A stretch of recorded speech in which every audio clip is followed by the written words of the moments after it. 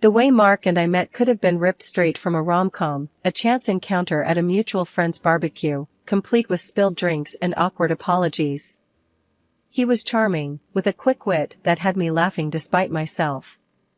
Before I knew it, we were inseparable, our love story unfolding with an ease that felt like destiny. Our wedding was a dream, a simple yet heartfelt ceremony surrounded by those we loved. Mark, with his career in finance on the rise, was the picture of success, and his insistence on a prenuptial agreement was just another part of our planning, a practical step, he said, given our differing financial situations. I didn't mind, my love for him wasn't measured in dollars and cents. Carol, Mark's mother, was a tougher nut to crack. She looked at me like I was an unwelcome guest, her coldness stark against the warmth Mark and I shared. But love has a way of making you overlook the small stuff, and I was too happy to let her disapproval dampen my spirits. Even when we faced the heartbreaking news of Mark's infertility, my love didn't falter. If anything, it deepened. I threw myself into making our house a home, filling it with warmth and love, buying appliances and furniture with my own savings to create a cozy nest for us. But as the years passed, the warmth between us cooled, replaced by a chill I couldn't shake. Mark's demands grew, his once loving requests turning into cold commands. "Make sure breakfast is on the table before I leave, Jenna," he'd say, his voice void of the affection that used to lace his every word. And dinner? It had to be fresh, no matter how late I worked, as if my job at the Department of Health and Human Services was just a hobby compared to his high-flying career. I'd wake before dawn, bleary-eyed but determined to cook his breakfast. Then, after a long day's work, I'd rush home, racing against the clock to whip up a gourmet meal that might bring back the husband I once knew. But it was never enough. He took my efforts for granted, never once uttering a thank you, only reminding me that I should be grateful for the roof over my head, his roof. Our conversations, once filled with laughter and shared dreams, now were battlegrounds, his words cutting deeper each time. "This is my house, Jenna. Don't forget that," he'd snap, whenever I dared to suggest anything might be amiss.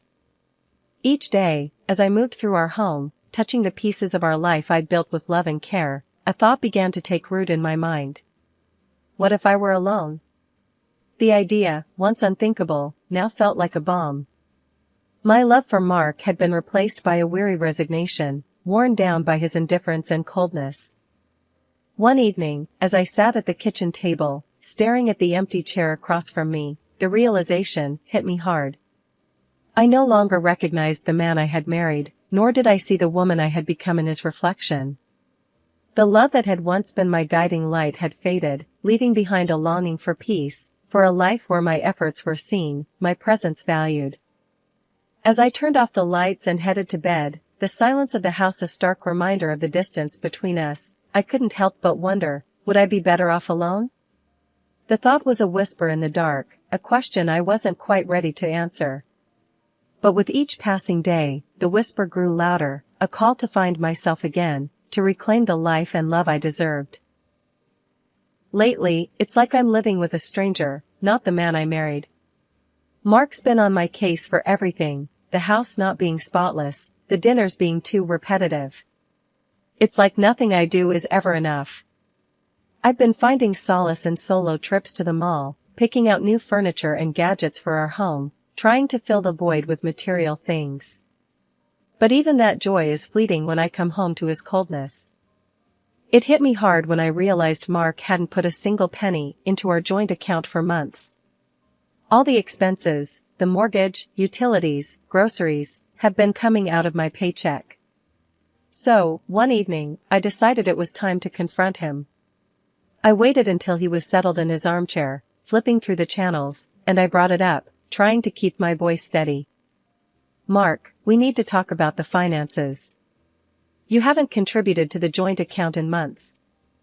"I've been covering everything," I said, hoping for some understanding, maybe even an apology. He barely glanced at me, his eyes still on the TV. "And? It's my house. You're just living in it. Why should I pay for your keep?" he shot back, his words sharp as knives. I couldn't believe what I was hearing. Your keep? Mark, I'm your wife, not some tenant. I've been paying for everything, trying to make this house a home for both of us, I argued, feeling my temper rise. He snorted, a sound that made my skin crawl. Look, Jenna, you're making a big deal out of nothing. If you don't like it, maybe you should just leave. But we both know you've got nowhere to go, he said, turning back to his show. I was seething, hurt and angry, but before I could respond, his phone rang. It was his mother, Carol. He answered on speaker, and before I could escape, she started in on me. Jenna, you need to stop this nonsense and start showing some gratitude. Mark's been too good to you, and here you are, acting like a freeloader. Carol's voice was like a slap in the face. I was so shocked, I barely managed to grab the phone and hang up. I can't believe you and your mother. Calling me a freeloader, in my own home? I said, my voice shaking with emotion. Mark just shrugged, unfazed. Well, if the shoe fits. That night, I lay in bed, staring at the ceiling, feeling more alone than ever. The thought of divorce crept into my mind again, more persistent this time. But where would I go? I had no apartment, no real savings of my own. I felt trapped in a life that no longer felt like mine, married to a man who saw me as nothing more than a burden. The next morning, I woke up to an empty bed and a heavy heart. As I made my way through the silent house, every room echoed with the remnants of last night's fight. I knew something had to change, but the fear of the unknown, of starting over from scratch, was paralyzing. Sitting at the kitchen table, sipping my coffee alone, I realized I had to make a decision. Do I stay in this loveless marriage, playing the role of the grateful freeloader, or do I take a leap into the unknown, hoping to land on my feet? The answer wasn't clear, but one thing was, I couldn't go on like this. The breaking point had been reached, and it was time to choose my path. That day at work was a marathon, one meeting after another, no end in sight. I glanced at the clock, knowing Mark would be fuming. Just my luck, I muttered under my breath, finally grabbing my phone to give him a heads up. The moment he picked up, I knew I was in for it. This is your problem, Jenna. Not mine. You should have been here, cooking dinner, not playing around at work. Mark's voice roared through the phone, loud enough for the whole office to hear. My cheeks burned as I quickly ended the call, avoiding the curious glances from my colleagues. By the time I got home, it was late, way past our usual dinner time. The house was dark, silent, but the moment I stepped in, Mark was on me like a thunderstorm. Where have you been? A good wife would have had dinner waiting. What are you even good for? His words were like daggers, each one slicing through the last bit of patience I had. I was tired, emotionally drained. Mark, I had to work. You know how important this project is. I tried to explain, but it was like talking to a wall. A bad wife and a terrible hostess. That's what you are. He continued, his voice reaching a pitch I'd never heard before. You know what? I've had enough. Pack your things and get out of my house. I stood there, shocked, as he shoved the divorce papers in my hands. You'll be homeless without me, he said with a cruel laugh. Something inside me snapped. All the years of bending backward for him, trying to be the perfect wife, vanished. Living in a shelter would be better than enduring one more day with you. I shot back, my voice steadier than I felt. Without another word, I signed the papers, my hand not shaking even a bit. I packed my things into a suitcase, the weight of my decision settling in. As I looked around the house, our house, it no longer felt like home. It was just a building, filled with broken promises and shattered dreams. I booked a room at a nearby hotel, a temporary refuge from the storm. Lying in the unfamiliar bed, I realized this was the first night in years I didn't have to worry about what Mark wanted for dinner or if the house was clean to his standards. It was just me, and strangely, it felt like a weight had been lifted. The decision to leave was hard, maybe the hardest I've ever made. But as I drifted off to sleep, a part of me felt excited for what the future might hold. For the first time in a long time, I was in charge of my own destiny, no longer tied to someone who saw me as less than. Tomorrow, I would start anew, and whatever challenges lay ahead, I was ready to face them head-on. After the whirlwind of leaving Mark and finding myself in a hotel room, the reality of my situation began to sink in. It wasn't long before I got a call that would have once sent me spiraling. It was Carol, Mark's mom, her voice dripping with something like glee. "Jenna, dear," she practically sang into the phone. "I just heard the wonderful news.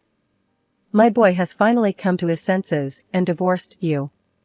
I'm popping champagne tonight. It's a celebration, dear. He made a huge mistake marrying you, and now it's corrected." Her words, meant to wound, barely scratched the surface. I was past caring what Carol thought. "Time will tell, Carol. Time will tell," I replied calmly, a sense of detachment washing over me. I hung up, a small smile playing on my lips. For the first time in years, her barbs couldn't touch me. A week of navigating through my new reality had passed when I decided to open up to my boss about everything. The burden of pretending everything was fine was too heavy to bear alone. I expected sympathy, maybe some understanding, but what I got was a lifeline. "Jenna, I'm so sorry you're going through this, but there might be something that can help," she said, her tone shifting from comfort to businesslike. "There's a municipal housing program designed for situations like yours. It offers affordable housing solutions to those in need. I think you should apply.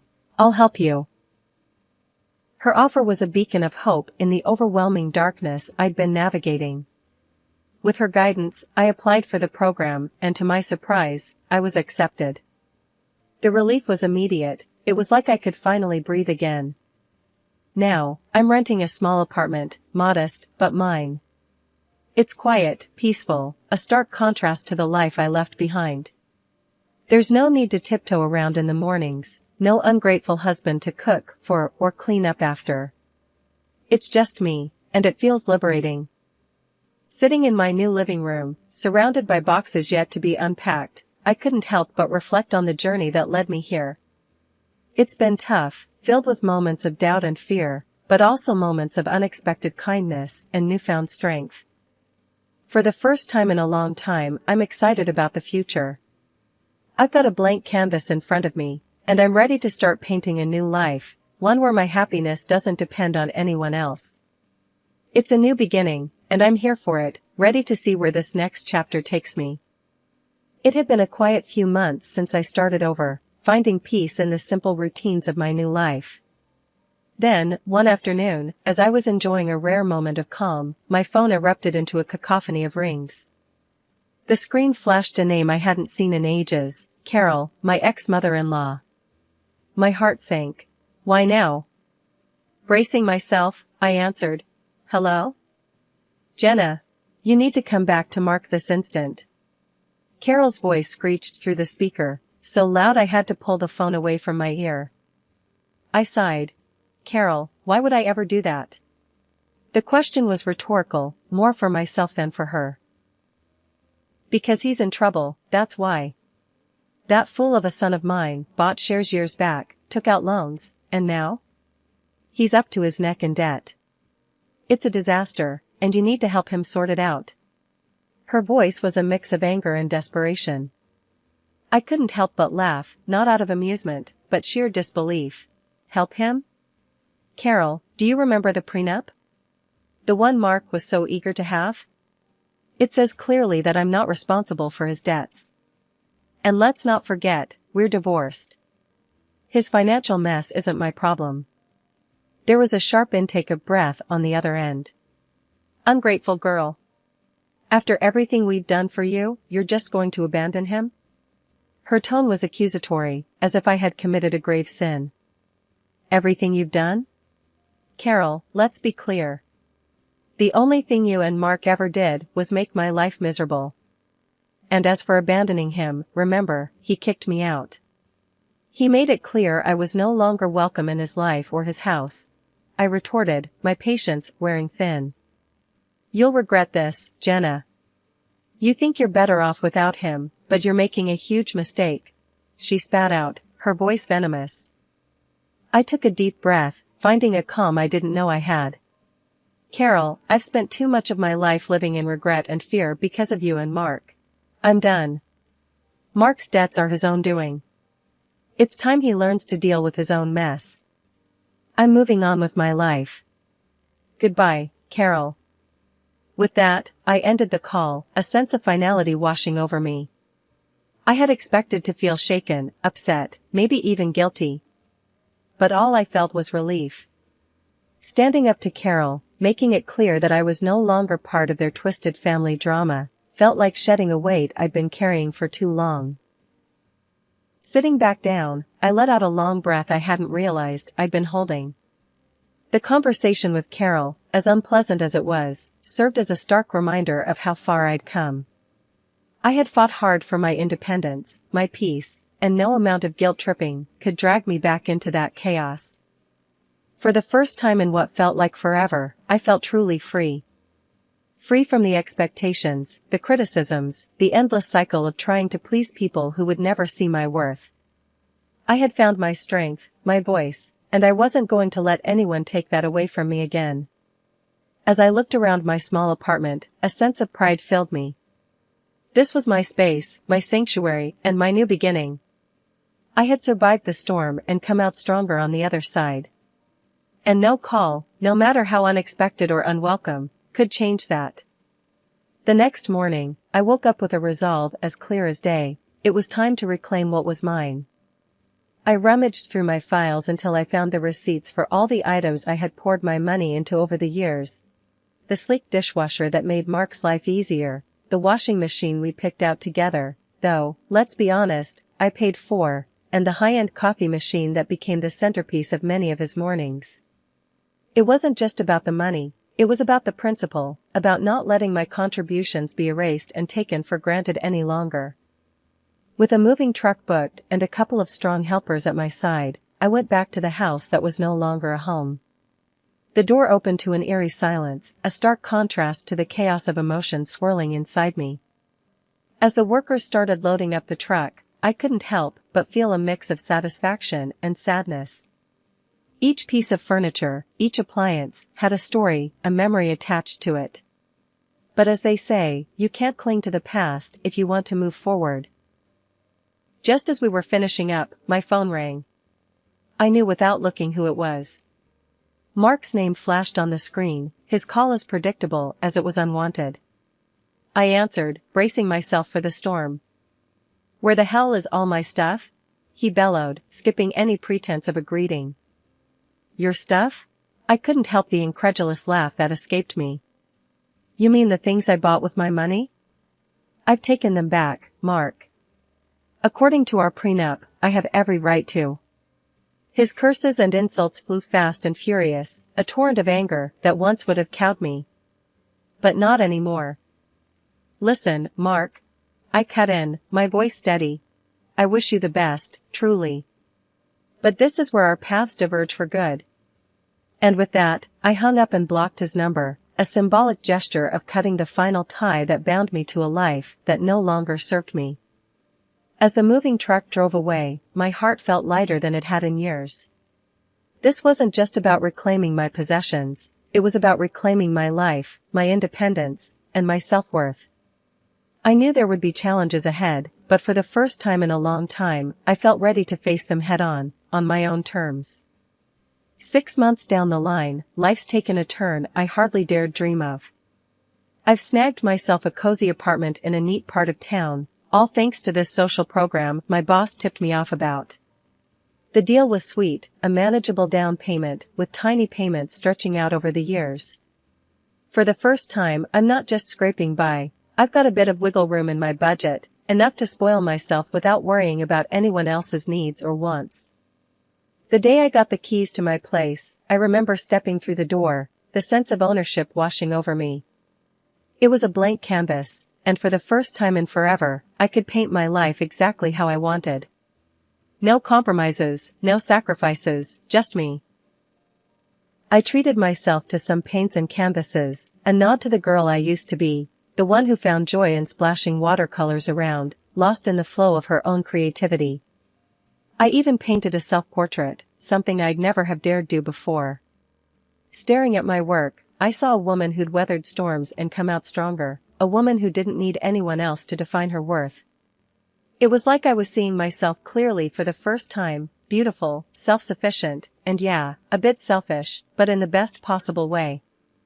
And then there's Max, my little bundle of joy, a scrappy little dog with eyes too big for his face and a heart just as oversized.